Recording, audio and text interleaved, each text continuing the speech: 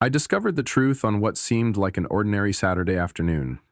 The late sunlight pouring through the window made the water streaks on the kitchen floor shimmer, the one she had just wiped. She was still wearing my oversized white shirt, holding a glass of iced tea, her face blank, as if she'd just returned from a stroll in the park. "The thing between you and him," I blurted, though a small part of me still clung to hope. "It's real, isn't it?" She didn't look surprised. In fact, she chuckled, a short, cold laugh like sharpened steel, then took a sip as if finishing a speech. "Yeah, it's real," she said, setting the glass down on the granite countertop. "I've been sleeping with him for 2 months now." I stood there, frozen. The shock didn't hit like lightning. It was dull, like a deep cut under the skin that takes time to hurt. "Why?" My voice was hoarse, yet eerily calm. She stepped closer, rested one arm on the counter, and looked me in the eye. "Because I needed a real man, Andrew." That sentence, just a handful of words, slashed through me like a blade. I wasn't someone good with comebacks, and I definitely didn't know how to process punches like this. I was 34, working as a technical manager at an electronics company in Austin, and I'd lived with her for 3 years. Now, everything I thought we built had been reduced to one brutal assessment, like I was an expired product. "I don't want to be with a guy who spends his weekends glued to video games and fiddling with car models," she sneered. "My boss? He's decisive, ambitious, knows what he wants." I clenched my hands so tight my nails dug into my palms, numbing them. "What about our friends?" I asked, though I was already bracing for the answer. "Chloe, Brandon, the ones we went camping with, spent Thanksgiving with." She tilted her head back with a laugh, something in her eyes lit up, something I'd never seen. "They all know. Actually, Chloe was the first person I told. They get it. They all said I deserve a clearer, more stable future. Not whatever vague thing you keep chasing but never reach." So, no one said a word to me, no warnings. All of them just stood back and watched me unravel. My phone buzzed in my pocket. It was the group chat I shared with Brandon and Chloe, the one we used to plan last month's lake trip. I opened it. "Brandon, I know you're in shock, man, but honestly, Ellie deserves someone who can take care of her." "Chloe, we didn't want to be harsh, but maybe this is the wake-up call you needed." I closed the chat and looked up. Ellie was still there, her eyes no longer defiant, now filled with anticipation. She was waiting for me to explode, to yell, to break something. I didn't give her that satisfaction. I walked straight to the bedroom, opened the drawer, pulled out the travel bag I always kept packed for emergency work trips. I tossed in some clothes, slid my laptop in, and walked back out to the living room. "Where are you going?" Ellie's voice was rising. "I'm leaving," I said coolly. "You can keep the apartment. I'm sure your real man boss won't mind helping you with the rent." I grabbed my car keys off the counter and walked out, her footsteps chasing behind me. I didn't turn back. Not when the door slammed shut. Not when my phone started buzzing with rapid-fire notifications. Only when I pulled out of the lot did I realize I was breathing freely for the first time in months. Not because I had lost everything, but because I had never truly had anything real to begin with. I thought everything would end once I left the apartment. I couldn't have been more wrong. 3 days later, my phone exploded. Not one, not two, but dozens of messages and missed calls from people I once called friends. Some cursed me out through voicemail as if I were an abusive runaway. Others were more polite but equally cruel, telling me I should take a long look at my actions, that Ellie had put up with enough for too long. I was confused until I opened Instagram. Ellie had spun a tearful survivor's story. She'd posted a short video from the bedroom we used to share. Eyes puffy, voice trembling. "Some people make you believe you're the problem," she said into the camera. "Andrew controlled everything. Where I went, who I saw, what I wore." She paused, dramatically wiping her tears like she'd rehearsed it a dozen times. I didn't speak out sooner because I was scared. Scared of looking bad, scared no one would believe me. But I can't live like that anymore. The comments beneath were filled with support. "You're so strong. proud of you for standing up for yourself. That Andrew guy is a monster." I nearly threw up right there. Then came the Facebook posts. Then Twitter. Old photos of us paired with captions like, "Behind the smile was a pain I couldn't speak." Some even reshared her post with lines like, "No one should have to live in fear like this." I almost called her. Almost demanded an explanation, or at least some twisted justification. But deep down, I knew it was pointless. I was staying at a small hotel in East Dallas, a one-bedroom, stiff mattress, and a rattling AC unit. When I opened my work email on my laptop, I almost spilled my coffee. HR had sent a company-wide internal message. Subject: creating a safe and positive work environment. The message included a line: "Recently, the company has received reports of inappropriate behavior from certain individuals that may affect employee morale." No names, but I knew exactly who they were referring to.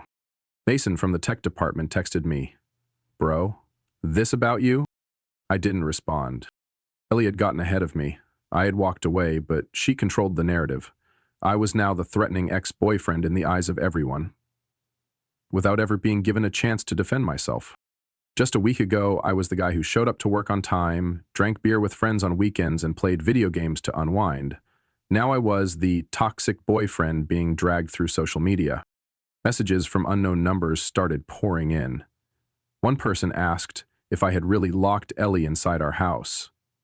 Another sent a screenshot of a chat where Ellie claimed I had forced her to switch jobs out of jealousy. She wasn't just trying to ruin my career. She was erasing who I was. I kept asking myself, why? Because I didn't react the way she expected? Because I didn't scream, didn't beg? Or maybe because I knew too much? I was afraid to return to work, afraid to open my social media. Curled up on a wrinkled motel bedsheet, I thought about every party we attended with our circle of friends. The birthdays, the Thanksgiving dinners, the hugs, the midnight talks. All of it felt fake now. None of them asked me anything. They chose to believe Ellie immediately. Maybe because she told the story too well. Or maybe because I stayed too quiet. I started to realize something. When someone wants to destroy you, they don't need the truth. They just need to speak first. That night, I sat up, opened my laptop, and began typing the names of every friend in Ellie's contact list. Every connection to her workplace. Every relationship that could be part of the web she was weaving. I wasn't looking for revenge. I needed the truth. The question in my head wasn't, how do I fight back? It was, where did she learn to manipulate like that? And how many others had fallen into the same trap before me? I had the feeling I'd only seen the tip of the iceberg, and what lay beneath, it would be far more terrifying. I didn't have to wait long to find out how far the rumors had spread at work. One morning, just as I stepped into the 6th floor lobby to grab some things from my locker, Madison, the receptionist who always gave me free coffee on Tuesdays, turned her head away like I was a stranger. No eye contact, no greeting. By the time I realized something invisible was tightening around me by the day, Gemma came to find me. Gemma was one of the few in the office who didn't look at me like I was about to blow up the building. She was an HR assistant, the same one who had helped me with relocation paperwork last year. Usually all business, talking in checklist tones, but that day, she slipped into my office quietly, looking more tense than I'd ever seen her. "Andrew," she whispered, "you need to know something. Someone's trying to push you out." I clenched my hands on the desk, trying to keep my voice steady. "Who?" "Ellie and Scott." My brows furrowed. "Which Scott?" "The division executive. The one she used to say she didn't like. They've been seeing each other. For a few months now." I let out a short laugh, not out of humor, but because suddenly everything fit together like some twisted puzzle. Scott was the same guy who'd complimented me during last quarter's meeting, then suddenly rolled out a plan to minimize internal conflict risks in the engineering team restructuring. "You're sure?" I asked. Gemma nodded, glancing at the door. "I heard it in the break room. Ellie was telling Morgan, laughing about how he still has no clue what's going on." I sank into my chair like I'd just taken a blow to the ribs. "I think you should talk to Juliana," she added. "Juliana?" Ellie's best friend, but don't let anyone know I told you. 3 hours later, I found Juliana at an old photo lab where she worked part-time. She froze when she saw me, hands pausing mid-wipe on a picture frame. I just need a few minutes, I said, trying to keep my voice calm. Juliana hesitated, then motioned for me to follow her out back into the parking lot. Once we were alone, she leaned against a brick wall, arms crossed. I'm guessing you think I'm the bad guy too, I began. She looked at me for a moment, then shook her head. I've known Ellie long enough to know she can bend the truth into any shape she wants. Her bluntness caught me off guard. There's something you need to know, Juliana continued, voice lowering. You weren't the first. The first guy Ellie did this to was an engineer named Mark, also from her previous company. My chest tightened. She and her old boss set him up, spread rumors he was harassing her, then planted shady evidence internally. He lost his job and disappeared from the city. We heard he was on government assistance for a while. I couldn't say a word. I stayed silent once, and it destroyed someone. I'm not letting that happen again, she said, locking eyes with me for the first time during our talk. That old boss was Scott. Scott's name stained my mind like spilled ink on white fabric. Are you telling me this? Because Ellie's gone too far this time. She's fabricating stories about abuse, money, control. She even asked if I'd pretend to be a witness if things escalated. I couldn't say yes. I leaned back against my car, trying to breathe. Is Mark still alive? I'm not sure, but if you want to find him, start with the company Ellie worked at 3 years ago in Denver. That's all I know. Juliana turned to go, but paused at the door. Be careful, Andrew. Ellie's not alone this time. And Scott? He has more connections than you think. By the time I returned to the hotel, the sky was dark. I sat in the car for almost 20 minutes, engine running, eyes locked on the steering wheel. I used to think I was just the casualty of a broken relationship, but this was something deeper, darker, and far more dangerous. The only thing I knew for sure, I had to find Mark, because he might be the one missing piece that could bring their entire game crashing down. I was sitting in a small coffee shop on the west side of Richardson. Brown leather chairs, warm light pouring from vintage brass fixtures, a place where no one knew me and no one cared who I used to be. My phone buzzed. A quiet ping from Instagram. Message request from an unknown account. Profile photo, a woman in her 40s, elegant face, white blazer, pearl necklace. The message was simple. I think we should talk about my husband and your ex-girlfriend. Meet me at 8 a.m. tomorrow, Bennett's Deli. Signed, Mrs. S. Carter. I stared at the screen for a long while, heartbeat slowing, then surging like I'd just received a court summons. I knew the name Scott Carter, but his wife? I'd never seen her face. The next morning, I arrived 15 minutes early, choosing a booth in a shadowy corner near the window. She walked in right on time, posture upright, eyes scanning the cafe like she already knew who I was. I stood. She didn't need to ask. She knew. Andrew. Her voice was calm, raspy like someone who's lost a lot of sleep. I'm Sylvia. I nodded and sat when she did.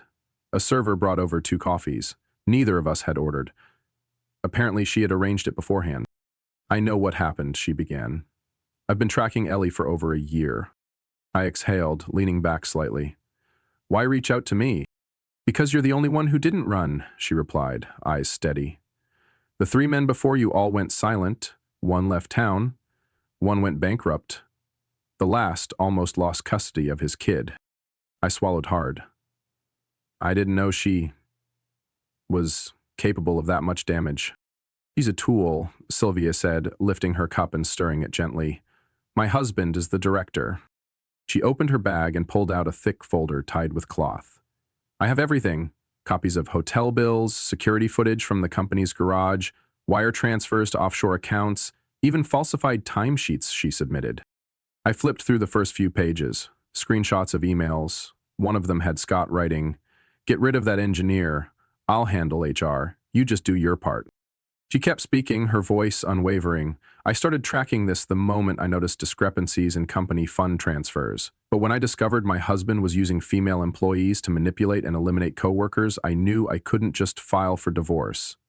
I had to end the entire game. I sat in silence, listening to my heartbeat beneath every page of that file. Those who were victims before me could now become witnesses. Every message, every receipt matched the pieces Juliana had revealed. "What do you need from me?" I asked, eyes still on the documents. Sylvia leaned back in her chair, fingers interlaced. "I have evidence, witnesses, a legal team ready to pursue a class action suit if needed, but I'm missing one key thing. An insider's voice. Someone who's been harmed and knows exactly how Scott rigged the system." I hesitated.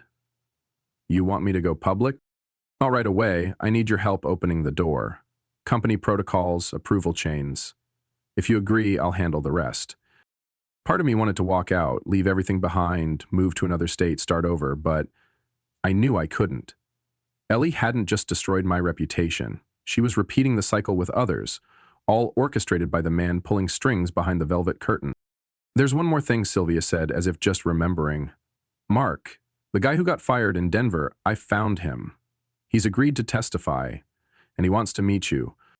I looked up, meeting her gaze. "When?" "Tonight. I've arranged it at a private location.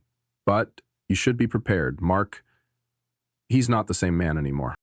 I held the file, its weight more than just paper. It was evidence. The past, justice long ignored. "All right," I said slowly. "Where do we start?" Sylvia smiled, not the grin of victory, but of someone who'd finally found an ally after standing alone for far too long. This year's company gala was held at the Fairmont Hotel in downtown Dallas. A place so lavish, even the most polished hypocrites had to straighten their ties. I'd never attended these events with much enthusiasm, but this time, I came with purpose. Sylvia had warned me. No need to do anything extreme, let them light the match themselves. I stepped into the ballroom just as glasses were raised in a toast to the executive board. Soft music played, scattered laughter floated between shallow conversations. I wore a tailored gray suit. Nothing flashy, but enough to make a few people pause mid-bite when they saw me. Chloe, the same one who once texted me, "Grow up, Andrew, Ellie deserves better," looked like she wanted to vanish into the floor when I passed by. I didn't look for Ellie right away. Instead, I searched for Gemma. She stood near the wine display, her red dress striking in a sea of muted colors. She gave me a small nod and discreetly handed me a tiny USB drive tucked into a pendant. "Everything's on here, audio of Ellie bragging to Morgans, screenshots from the internal chat group, even footage of her entering Scott's office at midnight." I clenched it in my hand and nodded. It's time. Sylvia entered shortly after. She wore a black velvet coat, her hair in a tight bun, eyes sharp as a blade. Mark walked beside her, gray streaks in his hair, posture firm. We shook hands. No words were needed. At that moment, Ellie stepped onto the stage, hand in hand with Scott. She wore an emerald satin gown, grinning like she hadn't trampled anyone to get there. Her voice rang out through the mic. "Thank you all for supporting me and the development team. Thanks to the board's trust, we'll be expanding our next year's initiatives." I glanced at Sylvia. She gave the slightest nod. The stage lights dimmed as her speech ended. A video began playing on the screen behind her. A supposed company montage. But this time the presentation had been altered. Instead of a highlight reel, the speakers played a clear recording, Ellie's voice echoing in a quiet meeting room. "All I have to do is get Andrew out and Scott will sign the budget deal. Too easy. That guy always thinks he's the smart one." The ballroom went dead silent. Ellie froze, eyes wide. Scott turned toward her like he'd been slapped with a glass of wine. The screen shifted to chat screenshots, Ellie boasting about puppeteering the boss to oust a former coworker. Whispers rose all around. Someone from IT muttered, "What the hell?" Gemma stepped forward, mic in hand. "I think it's time everyone knew the truth. Ellie and Scott conspired to remove anyone who didn't play by their rules. I've been gathering evidence for the past 6 months." Ellie lunged for the mic, but Mark stepped in, blocking her. "I'm Mark Patterson. I was the one they framed and forced out in Denver back in 2019. Tonight, I'm here to reclaim my voice." Scott turned pale, trying to drag Ellie off stage, but Sylvia approached, pulled a thick folder from her bag, and laid it on the main table. These are the documents I submitted to the board. Falsified financial reports. Security footage of after-house meetings, email records confirming their arrangement. Ellie screamed, "You have no idea how much I've sacrificed. I didn't do anything wrong." A security staffer whispered something to Scott. His face drained of color, and he quietly walked off stage without another word. I just stood there. I didn't need to say a thing. Every eye in the room was on Ellie, now reduced to a shadow beneath the dazzling lights.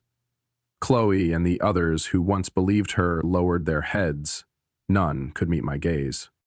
The once bustling hall fell into near silence, only soft background music remained.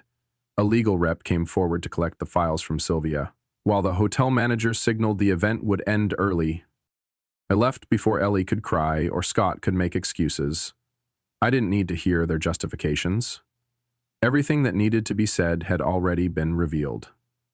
And the final act had only just begun. The morning after the gala, the company's internal email system blew up like a timed explosion. Subject: Notice from the board. The message was brief but heavy. Scott Carter and Ellie Raines were no longer employed with the company as of today. All actions related to ethical misconduct and abuse of power would be thoroughly investigated. Less than an hour later, Sylvia held a press conference at her attorney's office, with reporters from 3 major newspapers in attendance. Dressed in a slate gray suit, eyes like ice. She placed a thick folder in front of her. "My name is Sylvia Carter," she began, voice clear.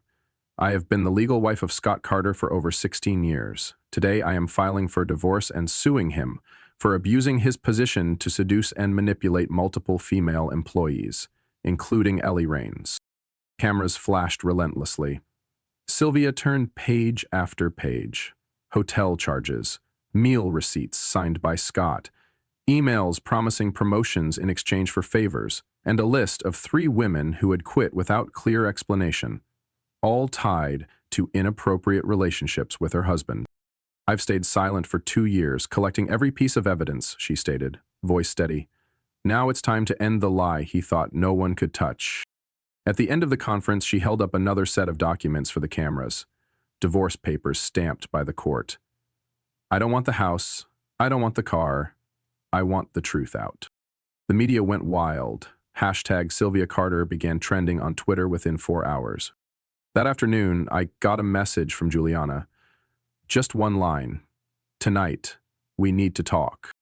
We met at a quiet bar on the north side of the city. She looked exhausted, like she had just let go of a burden she'd carried far too long.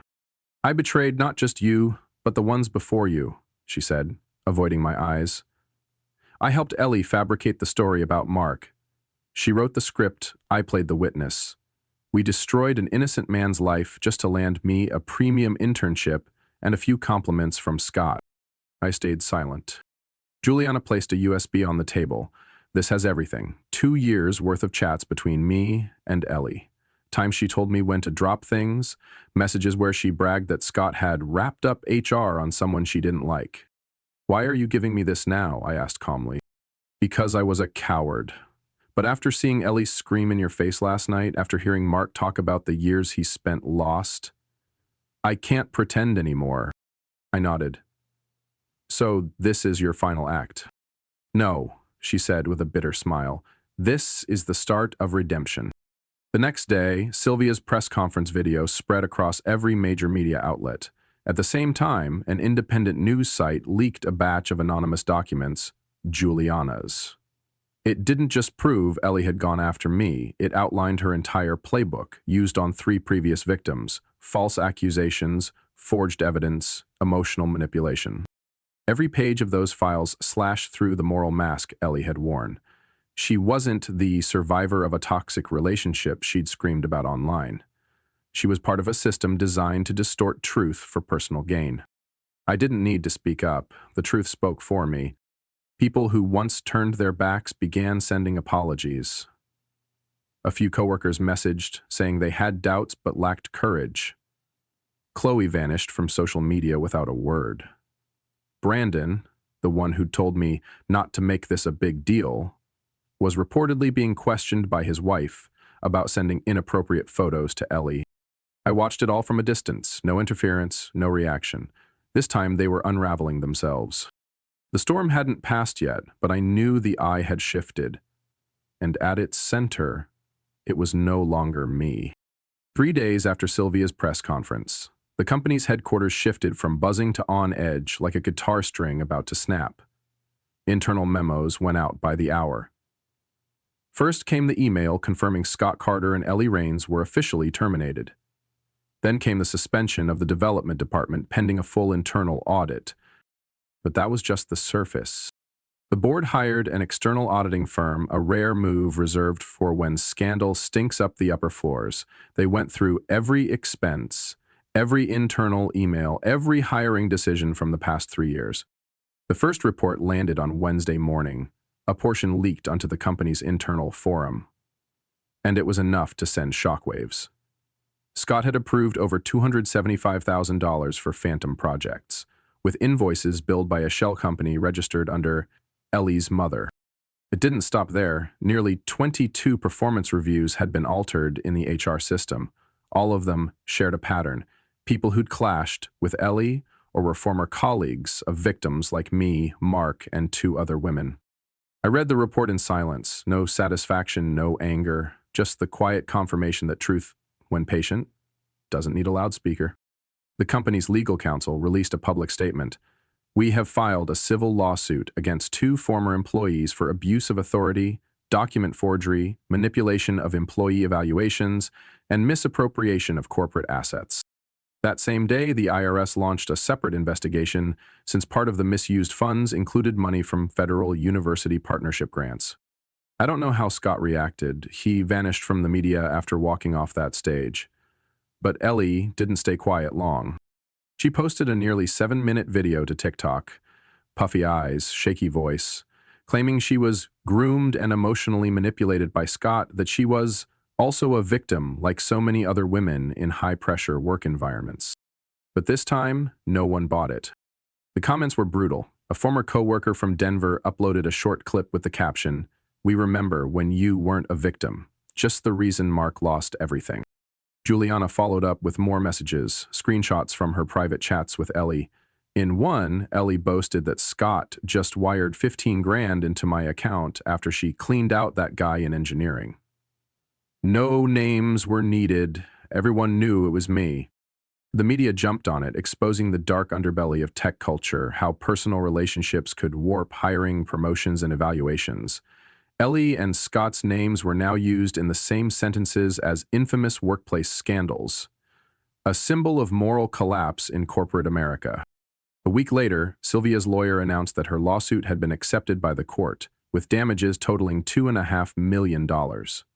Including joint assets, legal fees, and reputational harm. Scott had no room to fight back. All his personal accounts were frozen. A suburban home was sealed as collateral. Ellie, according to insider sources, was evicted from the upscale apartments Scott had leased for her. Her access to all company systems was revoked, including her old email. Even her social media went private after waves of public backlash. Word had it she was now renting a dingy apartment near Love Field Airport, hiding out while her legal team scrambled to cut a deal.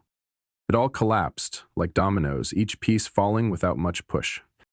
I didn't strike back. I didn't have to. Life has a way of restoring balance, harsh, but fair.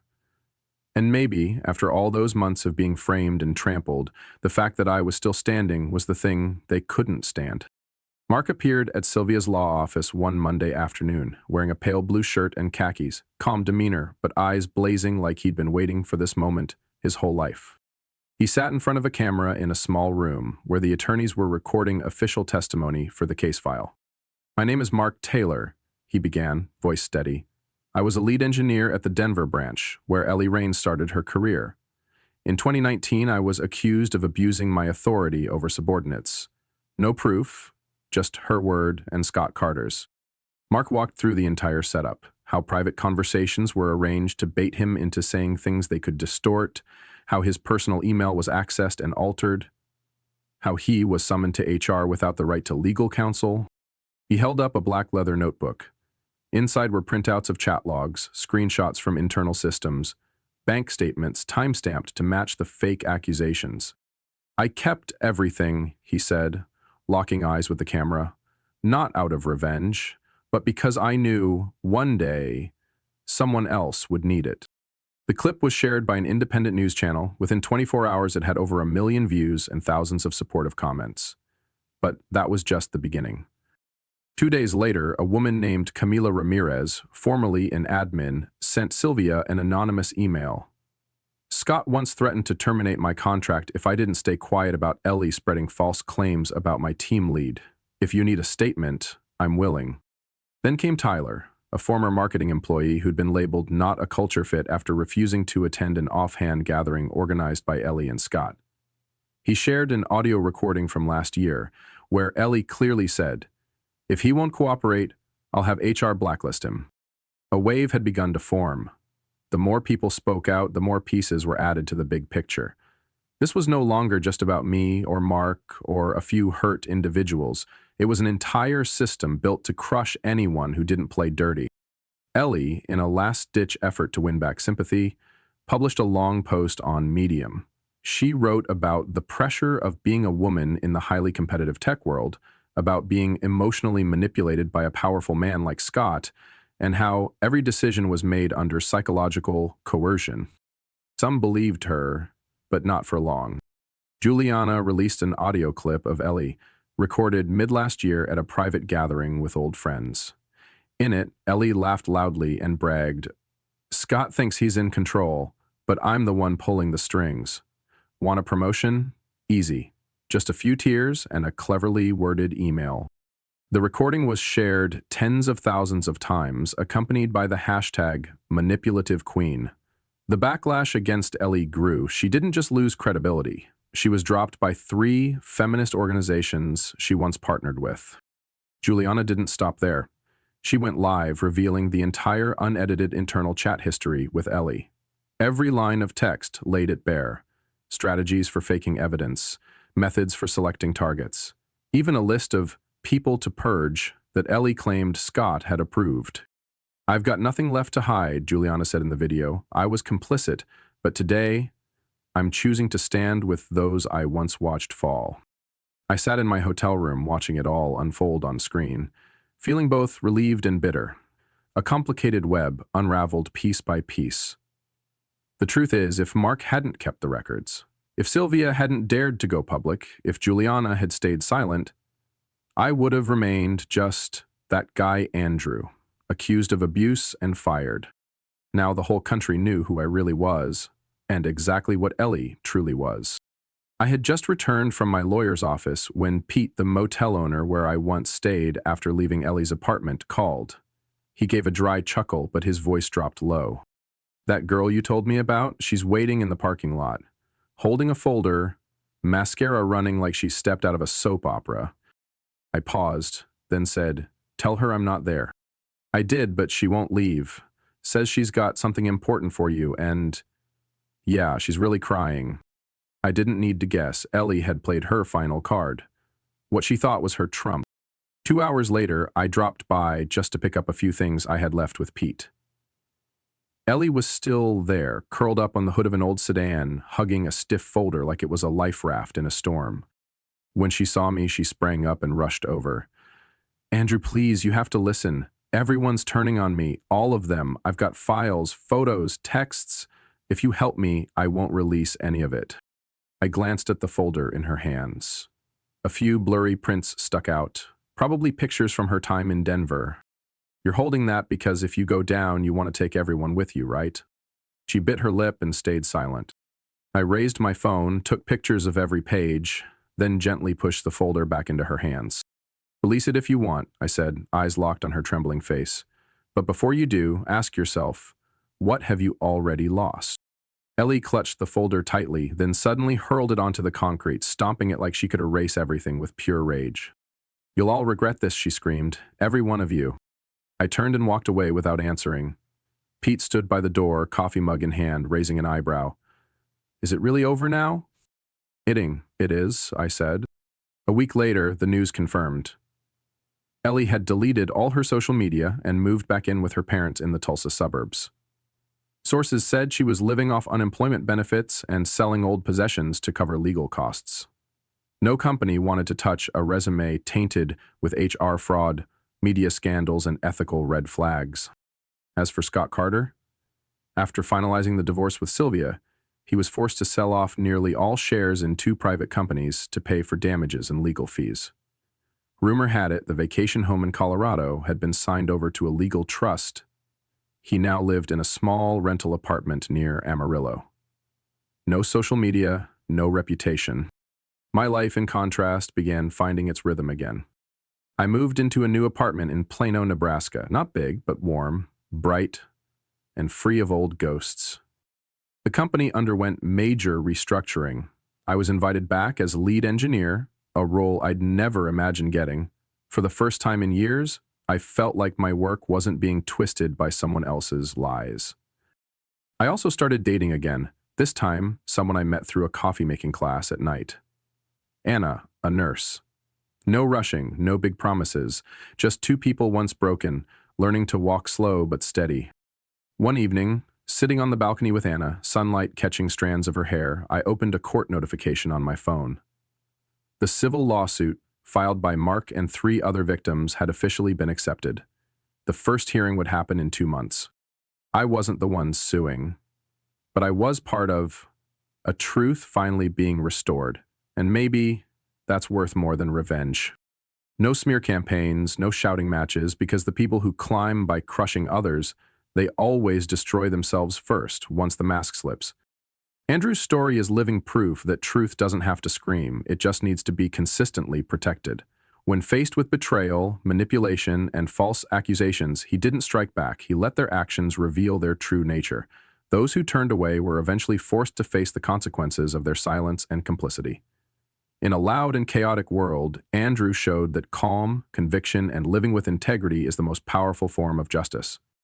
What do you think about Andrew's journey and the choices he made? Would you have done the same in his shoes? Leave your thoughts in the comments, and don't forget to follow the channel for more inspiring stories about family and life.